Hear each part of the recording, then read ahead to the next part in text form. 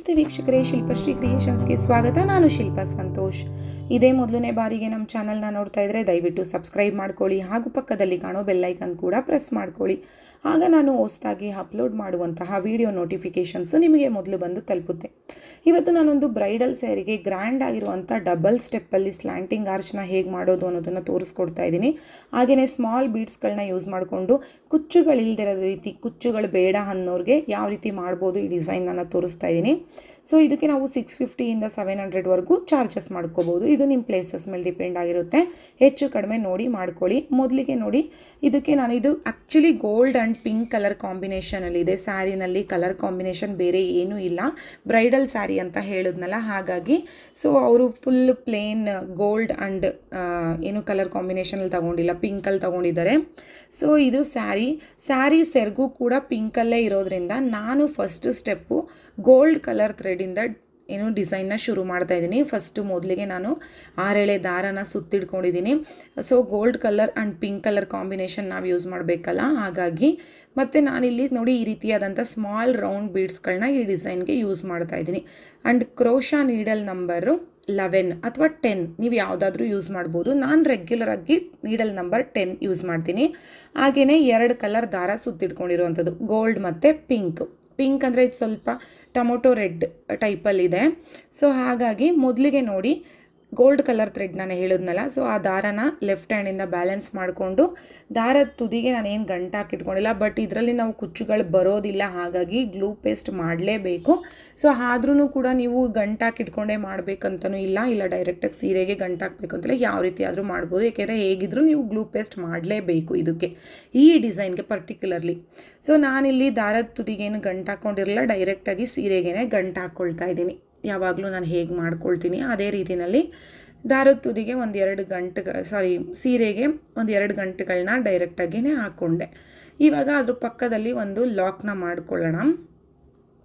Lock ಮಾಡಿದ್ದಾದಮೇಲೆ 2 ಚೈನ್ಗಳನ್ನ ಹಾಕ್ಕೋಬೇಕು. ಸ್ಟಾರ್ಟಿಂಗಲ್ಲಿ 2 ಚೈನ್ನ ಹಾಕ್ಕೊಳ್ಳಿ. ಅದಾದಮೇಲೆ ಒಂದು ಡಬಲ್ ಕ್ರೋಶೆಟ್ನ ಮಾಡ್ಕೋಬೇಕು. ಆ 2 ಚೈನ್ ಹಾಕಿರ್ತೀರಲ್ಲ, ಅದು ಎಲ್ಲಿಗೆ ಬರುತ್ತೆ ಅನ್ನೋದು ನೋಡಿಕೊಂಡು ಅಲ್ಲಿಗೆ ಒಂದು ಡಬಲ್ ಕ್ರೋಶೆಟ್ ಕಂಬ ಮಾಡ್ಕೊಳ್ಳಿ. ಅದು ನಿಮಗೆ ನೋಡಿ ಈ ರೀತಿ ವಿ ಶೇಪಲ್ಲಿ ಬರುತ್ತೆ. ಸೊ ಈ ರೀತಿ ವಿ ಶೇಪಲ್ಲಿ ಬಂದ ಮೇಲೆ ನೋಡಿ, ಒಂದು ಡಬಲ್ ಕ್ರೋಶೆಟ್ ಹಾಕಿದ್ಮೇಲೆ ಮತ್ತೆ 2 ಚೈನ್ಗಳನ್ನ ಹಾಕಬೇಕು. 2 ಚೈನ್ ಹಾಕಿ ಒಂದು ಸ್ಮಾಲ್ ಬೀಡನ್ನ ಆ್ಯಡ್ ಮಾಡಬೇಕು.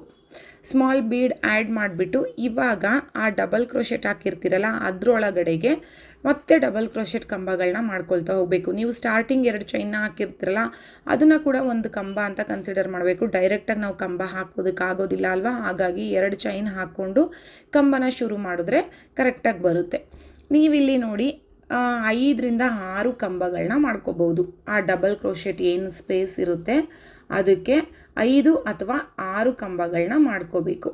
ಅಂದರೆ ಸ್ಟಾರ್ಟಿಂಗ್ 2 ಚೈನ್ನ ಕೂಡ ಸೇರಿಸಿ ಮಾಡೋದಾದರೆ 7 ಬರುತ್ತೆ, ಇಲ್ಲ 6 ಬರುತ್ತೆ. ಹಂಗೆ ನಾನು ಆ ಡಬಲ್ ಕ್ರೋಶೆಟ್ ಏನು ಕಂಬ ಇತ್ತಲ್ಲ ಅದಕ್ಕೆ 5 ಕಂಬಗಳನ್ನ ಮಾಡಿದ್ದೀನಿ. ಸ್ಟಾರ್ಟಿಂಗ್ 2 ಚೈನ್ನ ಸೇರಿಸಿದ್ರೆ 6. ಸೊ ಇವಾಗ ಮತ್ತೆ ನೀಡಲ್ ಮೇಲೆ ದಾರ ಸುತ್ಕೊಳ್ಳಿ. ಅದು ನಾವು ಏನು ಆರ್ಚ್ ಮಾಡಿರ್ತೀವಲ್ಲ ಅದು ಎಲ್ಲಿಗೆ ಬರುತ್ತೆ ಅಂತ ನೋಡಿಕೊಂಡು ಅಲ್ಲಿಗೆ ಮತ್ತೆ ಡಬಲ್ ಕ್ರೋಶೆಟ್ ಕಂಬನ ಮಾಡ್ಕೋಬೇಕು. ಮಾಡ್ಕೊಂಡಿದ್ದಾದ ನಂತರ ಮತ್ತೆ ಸೇಮು 2 ಚೈನ್ನ ಹಾಕಿ ಒಂದು ಬೀಡನ್ನ ಆ್ಯಡ್ ಮಾಡಬೇಕು. ಒಂದು ಸ್ಮಾಲ್ ಬೀಡನ್ನ ಆ್ಯಡ್ ಮಾಡಿ ಇವಾಗ ಆ ಡಬಲ್ ಕ್ರೋಶೆಟ್ ಕಂಬಕ್ಕೆ 5 ಕಂಬಗಳನ್ನ ಹಾಕ್ಕೊಳ್ಳೋಣ. 5 ಡಬಲ್ ಕ್ರೋಶೆಟ್ನ ಹಾಕ್ಕೊಳ್ಳೋಣ. ಅಂದರೆ ನೀಡಲ್ ಮೇಲೆ ಒಮ್ಮೆ ದಾರ ಸುತ್ಕೊಳ್ಳಿ. ಕಂಬದೊಳಗಡೆಯಿಂದ ದಾರ ಮೇಲಕ್ಕೆ ಎತ್ಕೊಂಡಾಗ ನೀಡಲ್ ಮೇಲೆ 3 ಎಳೆ ದಾರ ಇರುತ್ತೆ.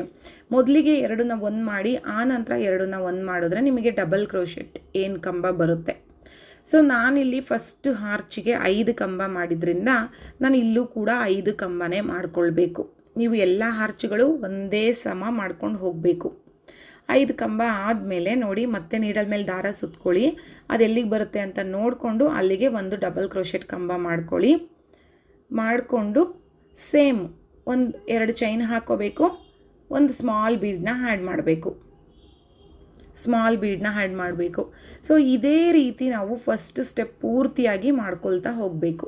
ಸೊ ನಾನು ಹೇಳಿದೆ ಅಲ್ಲ, ತುಂಬ ಜನ ಕುಚ್ಚು ಬೇಡ, ನಮಗೆ ಜಸ್ಟ್ ಬಾರ್ಡರ್ ಡಿಸೈನ್ ಥರ ಏನಾದರೂ ಮಾಡಿ ಅಂತಾರಲ್ಲ, ಅಂಥವರಿಗೆ ಈ ರೀತಿ ಮಾಡ್ಬೋದು. ಆ್ಯಂಡ್ ಕಸ್ಟಮರೇ ಚಾಯ್ಸ್ ಮಾಡಿರೋವಂಥದ್ದು ಈ ಡಿಸೈನು ಈ ಥರನೇ ಮಾಡಿಕೊಡಿ ಅಂತ ಹೇಳಿ ನನಗೆ ಫೋಟೋ ಕಳಿಸಿದ್ರು, ಹಾಗಾಗಿ ನಾನು ಈ ರೀತಿ ಮಾಡಿರೋದು. ಅವರಿಗೆ ಕುಚ್ಚುಗಳೇನು ಬೇಡ, ಸೊ ಇದೇ ರೀತಿ ಬೇಕಂತ ಹೇಳಿದರು. ಕುಚ್ಚುಗಳು ಬೇಡ ಅನ್ನೋರು, ಗ್ರ್ಯಾಂಡಾಗಿ ಬೇಕು ಅಂತ ಅನ್ನೋರಿಗೆ ನೀವು ಈ ರೀತಿ ಡಿಸೈನ್ನ ಮಾಡಿಕೊಡ್ಬೇಕು. ಕಂಟಿನ್ಯೂಸ್ ನೀವು ಸ್ಯಾರಿ ಪೂರ್ತಿ ಈ ರೀತಿ ಮಾಡ್ಕೊಂಡು ಹೋಗಿ. ಸೊ ಮತ್ತು ನೋಡಿ ಮಾಡ್ಕೋಬೇಕು, ಸ್ಪೇಸು ಕೂಡ ಕೊಡೋದನ್ನು ತುಂಬ ಮುಂದೆ ಹೋಗಿ ಮಾಡಬೇಡಿ ಅಥವಾ ತುಂಬ ಹಿಂದೆಗೆ ಮಾಡಬೇಡಿ. ಕಂಬ ಒಂದು ಪಕ್ಕ ಒಂದು ನಾವು ಆರ್ಚ್ ಮಾಡಬೇಕಲ್ಲ, ಆ ಜಾಗ ನೋಡ್ಕೊಂಡು ಮಾಡ್ಕೊಂಡು ಹೋಗಬೇಕು. ಏಕೆಂದರೆ ಸೆಕೆಂಡ್ ಸ್ಟೆಪ್ಪಿಗೆ ಕೂಡ ಇದು ತುಂಬ ಇಂಪಾರ್ಟೆಂಟ್ ಆಗುತ್ತೆ, ಅದಕ್ಕೋಸ್ಕರ. ಸೊ ನೋಡಿ ಈ ರೀತಿಯಾಗಿ ಆರ್ಚ್ಗಳು ಬರುತ್ತೆ. ಒಂದು 3 ಚೈನ್ ಗ್ಯಾಪ್ ಕೊಟ್ಟರೆ ನಿಮಗೆ ಎಷ್ಟು ಸ್ಪೇಸ್ ಬರುತ್ತೆ ಆ ಥರ ಸ್ಪೇಸ್ ಬಂದಿದೆ ನೋಡಿ. ಎಲ್ಲ ನಿಮಗೆ ಈಕ್ವಲ್ ಆಗಿರಬೇಕು ನೋಡಿ, ಒಂದೇ ಸಮ ಕಾಣಿಸ್ಬೇಕು. ಒಂಚೂರು ಹೆಚ್ಚು ಕಡಿಮೆ ಓಕೆ, ಬಟ್ ಒಂದೇ ಸಮ ಕಾಣಿಸ್ಬೇಕು. ಈ ರೀತಿ ನೀವು ಒಂದು ಉದ್ದ, ಒಂದು ಗುಡ್ಡ ಅಥವಾ ಒಂಚೂರು ಕೆಳಗೆ ಮೇಲೆ ಈ ರೀತಿ ಆರ್ಚ್ಗಳು ಖಂಡಿತ ಆಗುತ್ತೆ. ಅದನ್ನೆಲ್ಲ ಬ್ಯಾಲೆನ್ಸ್ ಮಾಡ್ಕೊಂಡು ನೀವು ಮಾಡಬೇಕು. ಸೊ ಈಗ ಫಸ್ಟ್ ಸ್ಟೆಪ್ ಪೂರ್ತಿಯಾಗಿ ಈ ರೀತಿ ಎಣ್ದಿದ್ದಾಗಿದೆ. ಇವಾಗ ನೆಕ್ಸ್ಟ್ ಸೆಕೆಂಡ್ ಸ್ಟೆಪ್ನ ಶುರು ಮಾಡೋಣ. ಸೊ ನೆಕ್ಸ್ಟ್ ಸೆಕೆಂಡ್ ಸ್ಟೆಪ್ಪಿಗೆ ನಾನಿಲ್ಲಿ ಪಿಂಕ್ ಕಲರ್ ಥ್ರೆಡ್ನ ಯೂಸ್ ಮಾಡ್ತಾ ಇದ್ದೀನಿ. ಪಿಂಕ್ ಕಲರ್ ಥ್ರೆಡ್ಡು ಮೊದಲಿಗೆ ಥ್ರೆಡ್ನ ಲೆಫ್ಟ್ ಹ್ಯಾಂಡಿಂದ ಬ್ಯಾಲೆನ್ಸ್ ಮಾಡ್ಕೊಳ್ಳೋಣ. ಇವಾಗ ನಾವು ಸೀರೆಗೆ ಗಂಟು ಹಾಕ್ಕೊಳ್ಳೋದಿಲ್ಲ. ಫಸ್ಟದು ಆರ್ಚ್ 2 ಚೈನ್ ಹಾಕಿರ್ತೀವಲ್ಲ ಬೀಡ್ ಪಕ್ಕ, ಅಲ್ಲಿಗೆ ಗಂಟು ಹಾಕ್ಕೊಳ್ಬೇಕು. ಯಾಕೆಂದರೆ ನಾವು ಡೈರೆಕ್ಟಾಗಿ ಸೀರೆಯಿಂದ ಮೇಲ್ಗಡೆಗೆ ಬರೋದು ಅದು ಚೆನ್ನಾಗಿ ಕಾಣಿಸೋದಿಲ್ಲ. ಹಾಗಾಗಿ ಸ್ಟಾರ್ಟಿಂಗ್ ಫಸ್ಟ್ನೇ ಆರ್ಚ್ ಇರುತ್ತಲ್ಲ, ಅದ್ರ ತುದಿಗೆ ಮೇಲ್ಗಡೆಗೆ 2 ಚೈನ್ ಹಾಕಿರ್ತೀರಲ್ಲ ಆ ಜಾಗದಲ್ಲಿ ಗಂಟು ಹಾಕ್ಕೊಂಡು ಕಟ್ಕೊಂಡ್ಬಿಡೋಣ. ಕಟ್ಕೊಂಡಿದ್ದಾದಮೇಲೆ ಅಲ್ಲಿ ಒಂದು ಲಾಕ್ ಮಾಡ್ಕೊಳ್ಳೋಣ. ಸೇಮ್ ಜಾಗದಲ್ಲಿ ಒಂದು ಲಾಕ್ನ ಮಾಡ್ಕೊಳ್ಳೋಣ. ಮಾಡ್ಕೊಂಡಿದ್ದಾದಮೇಲೆ 2 ಚೈನ್ನ ಹಾಕ್ಕೊಳ್ಬೇಕು. 2 ಚೈನ್ ಹಾಕಿ ಈಗ ಇಲ್ಲಿ ನಾನು ಟ್ರಿಪಲ್ ಕ್ರೋಶೆಟ್ ಕಂಬ ಮಾಡ್ತಾಯಿದ್ದೀನಿ. ಆ 2 ಆರ್ಚ್ ಮಧ್ಯ ಸ್ಪೇಸ್ ಇದೆಯಲ್ಲ, ಅಲ್ಲಿಗೆ ಟ್ರಿಪಲ್ ಕ್ರೋಶೆಟ್ ಕಂಬ ಮಾಡಿರೋದು. ಸ್ಟಾರ್ಟಿಂಗಲ್ಲಿ ಡಬಲ್ ಕ್ರೋಶೆಟ್ ಮಾಡಿ ಅದಕ್ಕೆ ಕಂಬ ಮಾಡಿದ್ದೆ. ಇಲ್ಲಿ ಟ್ರಿಪಲ್ ಕ್ರೋಶೆಟ್ ಮಾಡಬೇಕು, ಮತ್ತು 2 ಚೈನ್ ಹಾಕ್ಕೋಬೇಕು. 2 ಚೈನ್ ಹಾಕಿ ಬೀಡನ್ನ ತಗೊಳ್ಬೇಕು ನೀಡಲ್ಗೆ. ಅಂದರೆ ನಾನಿಲ್ಲಿ ಒಂದೊಂದು ಕಂಬಕ್ಕೂ ಒಂದೊಂದು ಬೀಡನ್ನ ಆ್ಯಡ್ ಮಾಡ್ತಾಯಿದ್ದೀನಿ. ಹಾಗಾಗಿ ಅಟ್ ಎ ಟೈಮ್ ನೋಡಿ ನಾನು 4 ಬೀಡ್ಗಳನ್ನ ತಗೊಂಡಿದ್ದೀನಿ. ಕಂಬಗಳನ್ನ ಮಾಡ್ಕೊಂಡು ಹೋಗಬೇಕು. ಒಂದು ಕಂಬ ಅದೇ ಟ್ರಿಪಲ್ ಕ್ರೋಶೆಟ್ ಕಂಬ ಹಾಕಿರ್ತಿರಲ್ಲ ಅದಕ್ಕೆ ಕಂಬನ ಮಾಡ್ತಿರೋದು.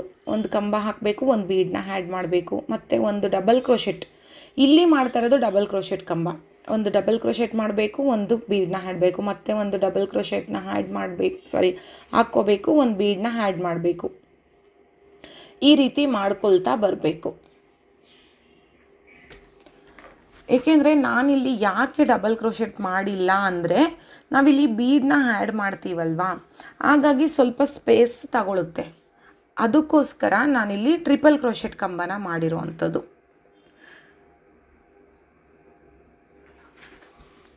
ಟೋಟಲಾಗಿ ನಾನಿಲ್ಲಿ 5 ಬೀಡ್ಗಳನ್ನ ಆ್ಯಡ್ ಮಾಡಿದ್ದೀನಿ. 5 ಬೀಡ್ಗಳನ್ನ ತಗೊಂಡಿದ್ದೀನಿ. ಅಂದರೆ 6 ಕಂಬಗಳು ಬರುತ್ತೆ, 5 ಬೀಡ್ಗಳು ಬರುತ್ತೆ ನೋಡಿ ಈ ರೀತಿ. ಸೊ ಸ್ವಲ್ಪ ಸ್ಪೇಸ್ ಜಾಸ್ತಿ ಬೇಕು, ಅದಕ್ಕೋಸ್ಕರ ಟ್ರಿಪಲ್ ಕ್ರೋಶೆಟ್ ಕಂಬ ನೋಡಿ. ನೀಡಲ್ ಮೇಲೆ 2 ಬಾರಿ ದಾರ ಸುತ್ಕೊಳ್ಳಿ. 2 ಆರ್ಚ್ ಮಧ್ಯ ಸ್ಪೇಸ್ ಇದೆಯಲ್ಲ ಅಲ್ಲಿಗೆ ಈ ಕಂಬನ ಮಾಡ್ಕೋಬೇಕು. ಮಾಡಿಕೊಂಡು 2 ಚೈನ್ ಹಾಕ್ಕೊಂಡು ಮತ್ತೆ ಬೀಡ್ಗಳನ್ನ ಆ್ಯಡ್ ಮಾಡ್ಕೋಬೇಕು. 2 ಚೈನ್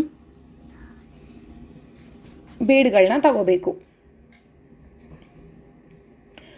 ಸೊ ಇಲ್ಲಿ ನೋಡಿ ಒಂದು ಬೀಡ್ ಆ್ಯಡ್ ಮಾಡ್ತೀವಿ, ಮತ್ತು ಡಬಲ್ ಕ್ರೋಶೆಟ್ ಇದು ಮರಿಬಾರ್ದು. ನಾವು ಟ್ರಿಪಲ್ ಕ್ರೋಶೆಟ್ ಕಂಬ ಹಾಕ್ತೀವಿ, ಡಬಲ್ ಕ್ರೋಶೆಟ್ ಕಂಬ ಮಾಡ್ತೀವಿ ಅಗೇನ್ ಆರ್ಚ್ ಮಾಡೋದಕ್ಕೆ. ಸೊ ತುಂಬಾ ಈಸಿ ಇದೆ, ಅಂದರೆ ಸ್ವಲ್ಪ ಟೈಮ್ ತಗೊಳುತ್ತೆ.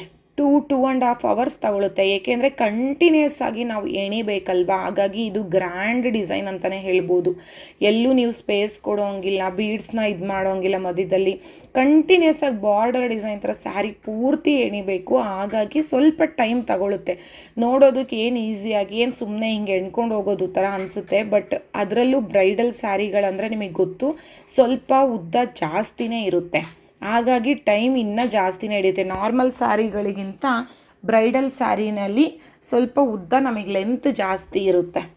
ಸೊ ಹಾಗಾಗಿ ಇದು ಸ್ವಲ್ಪ ಟೈಮ್ ಜಾಸ್ತಿನೇ ಹಿಡಿಯುತ್ತೆ. ನಾರ್ಮಲ್ ಸ್ಯಾರಿಗಳಂದರೆ ಸ್ವಲ್ಪ ಕಡಿಮೆ ಆರ್ಚ್ಗಳು ಬರುತ್ತೆ ನೋಡಿ. ಈ ರೀತಿಯಾಗಿ ಎಣ್ಕೊಂಡು ಹೋಗಬೇಕು. ನಾನು ಪೂರ್ತಿಯಾಗಿ ಎಣದ ಮೇಲೆ ತೋರಿಸ್ತಾ ಇದ್ದೀನಿ ನೋಡಿ ನಿಮಗೆ. ಎಷ್ಟು ಚೆನ್ನಾಗಿ ಕಾಣಿಸ್ತಾ ಇತ್ತಂದರೆ gold and pink colour combination ಸಖತ್ತಾಗಿ ಬಂದಿತ್ತು. ಡಿಸೈನ್ ಅಂತೂ ಅಷ್ಟು ಹೆವಿಯಾಗಿ ಕಾಣಿಸ್ತಾ ಇತ್ತು, ಹೆವಿಯಾಗಿ ಬಂದಿದೆ ನೋಡಿ ಡಿಸೈನು, ತುಂಬಾ ಚೆನ್ನಾಗಿ ಬಂದಿತ್ತು ಫೈನಲ್ ಲುಕ್ಕು ಕೂಡ.